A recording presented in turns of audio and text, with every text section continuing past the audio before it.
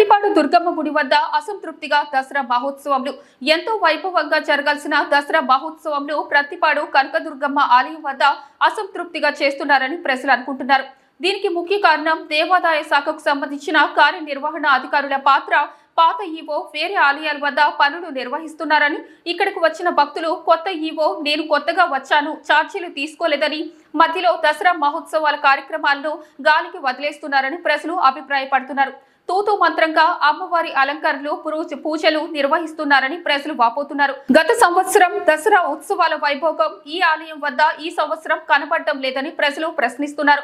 అక్కడ పనిచేసి వారికి జీతాలు కూడా ఇవ్వలేని పరిస్థితిలో ఈవో ఉన్నాడని, అతను అవినీతి తప్ప వేరే వాళ్లకి ఇక్కడ చోటు లేదని ప్రతిపాడు ప్రజలు బహిరంగంగానే విమర్శిస్తున్నారు.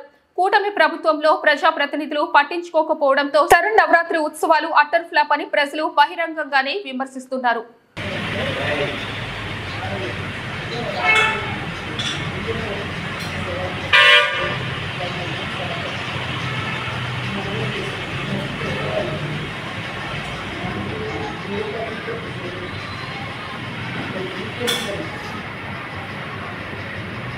Got it.